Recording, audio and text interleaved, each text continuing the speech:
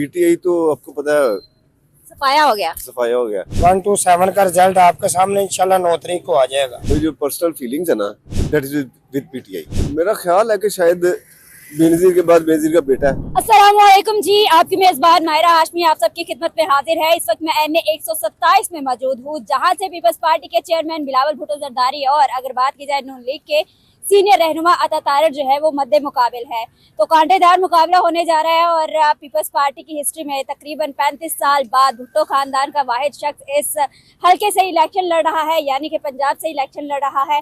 और ऐसा हल्का चुना जहां पर गरीब आवाम की तादाद जो है वो बेहद ज्यादा है। इस इलाके की बात करें तो इस वक्त मैं कोट लखपत में मौजूद हूँ और मेरे पीछे गंदा नाला मौजूद है जो कि कई बरसों गुजरने के बावजूद साफ नहीं हो सका। यहाँ पर सड़क जो है वो तकरीबन 40 सालों के बाद ये सड़क जो है वो बनाई गई है और वो भी किस हालत में है मेरा कैमरामैन आपको दिखा सकता है। खस्ता हाली का शिकार है, राहगीरों को ट्रैफिक को गुजरने में खासी मुश्किलात का सामना जो है वो करना पड़ता है। यहाँ के इलाका मकीन इस वक्त मेरे साथ मौजूद है, इनसे बात करते हैं और जानते हैं कि 2018 में तो वोट डाला हमने पीटीआई को, लेकिन क्या तब्दीली आई, क्या कुछ हुआ। गरीब आवाम गरीब तर होती गई, अमीर आवाम अमीर तर होती गई। तो अभी इलाका मकीन मौजूद है, इनसे बात कर लेते हैं। अस्सलाम वालेकुम। वालेकुम अस्सलाम। आप यहीं के रिहायशी है? जी बिल्कुल, मेरा सामने घर है मेरा। बिल्कुल। कैसे गुजारा कर रहे हैं?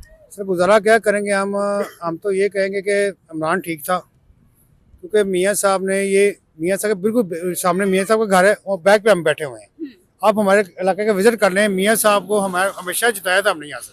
अच्छा। ये फर्स्ट टाइम है कि हम पीपी में चले गए हैं। पीपल पार्टी में सपोर्ट कर रहा हूँ, मेरा नाम इरफान खान है और सारी उम्र हमने मियाँ साहब को वोट दिए हैं।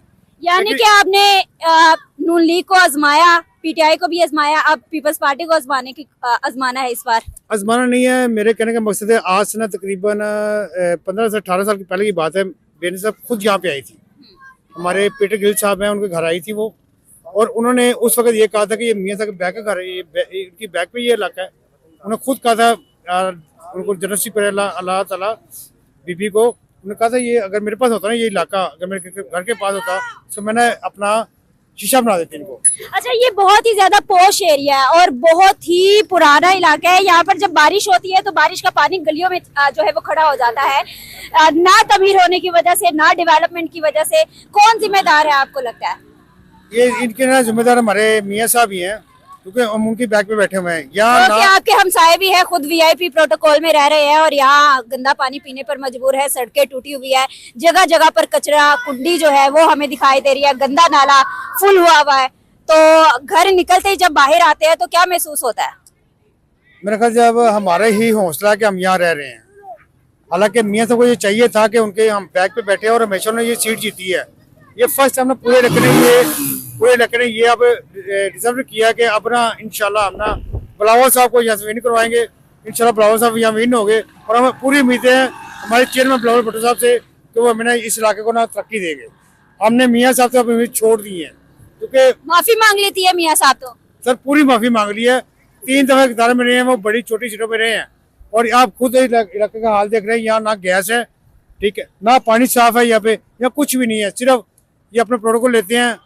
हम खड़े हुए हैं, गाड़ी आएगी, मियाँ साहब आ रहे हैं, आप खड़े हो जाइए। हाथ हिलाया, सलाम किया, बस राजी, तुसी भी राजी थे, वो भी राजी। कुछ भी नहीं। यहाँ रहे रमजान सिंह भट्टी साहब रहे, MP यहाँ पे, नसीर भुट्टो साहब MLA रहे यहाँ पे। तो हमारे इलाका आप खुद हालात देख सकते हैं, सारा कचरा हर चीज यहाँ पड़ी हुई। अच्छा, पीछे वो कचरा कुंडी, सारे इलाके का कचरा यहाँ पर जो है वो फेंका जाता है, न जाने। साथ ही अरफा टावर है, कैसे गुजारा कर रहे हैं, कुत्ते फिर रहे हैं यहाँ पर, अयाशी कर रहे हैं, लेकिन इंसानों के लिए जीना महाल है यहाँ पर। अभी और भी लोग यहाँ पर मौजूद हैं, उनसे भी जानेंगे और पूछेंगे। जी, ये मियाँ शबाज की बड़ी मेहरबानी है। हमारे घर के पास ये सब्जी मंडी थी जहाँ पे हम ना आम गरीब लोग यहाँ सब्जी ले लेते थे। उनकी मेहरबानी ने अपने प्रोजेक्ट के लिए ना ये जगह खाली करवा ली थी, अपने प्रोजेक्ट के लिए खाली करवा दी, अपने प्रोजेक्ट जगह खाली करवा ली थी। लेकिन अल्लाह भला करे, अल्लाह की सबसे ऊपर अल्लाह बैठा हुआ है, इनका इक़्तिदार चला गया। हालांकि इन्होंने अपने लिए जगह खाली करवाई थी, उनका इक़्तिदार चला गया। अब ये कचरा कुंडी बन गई हुई है। अच्छा जी, ये कचरा कुंडी बन गई है। सड़क भी इतनी तंग है कि अगर एक गाड़ी यहाँ से गुजरेगी तो दूसरी का गुजरना बेहद मुश्किल होगा। आपने वोट किसको डालना है? बेटा मैं ऑनेस्टली बताता हूँ आपको, मेरी जो पर्सनल फीलिंग्स है ना, दैट इज विद पीटीआई। लेकिन पीटीआई तो आपको पता है सफाया हो गया। सफाया हो गया। बेटर ऑप्शन क्या है अगर पीपल्स पार्टी और नून लीग को देखें हम लोग, दोनों में से आपके लिए बेहतर क्या है? More better than that. आजमाना चाहिए। नहीं मैं 92 तक जब तक बेनजीर थी ना, उनके साथ बिल्कुल मैं लाहौर से लेके सादकाबाद तक कैंपेन करने जाते नहीं। अच्छा, आप में मुझे बहुत गमो गुस्सा लग रहा है कि बड़ा हुआ है, लेकिन बहुत अल्फाजों पर आप काबू कर रहे हैं अपने। एग्जॉस्ट है हम। कैसे तब्दीली आएगी, क्या लगता है कौन लेकर आएगा तब्दीली? कौन है पाकिस्तान का पुरसाने हाल? मेरा ख्याल है कि शायद बेनजीर के बाद बेनजीर का बेटा है। आजमा ले फिर एक दफा।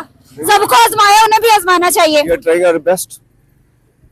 चले, होप फॉर द बेस्ट। जो अच्छा करेगा वही जीतेगा, और हम चाहते हैं कि वो इक्तदार में आए, वो शख्स इक्तदार में आए जो कि हमारे पाकिस्तान का सोचे। आजमा चुके हैं, देख चुके हैं। They are so selfish people which I can't explain. बिल्कुल जी, एक्सप्लेन तो कोई भी नहीं कर सकता। यकीनन आते हैं, हाथ हिलाते हैं और कारकुनान को खुश करते हैं, चले जाते हैं, लेकिन हकीकी मायनों में जो तब्दीली लानी है, बेरोजगारी नहीं खत्म करते हैं, झूठे दावे कर लेते हैं। हम लोग थक चुके हैं ऐसे सवालों से, ऐसे वादों से। कौन तब्दीली ला रहा है?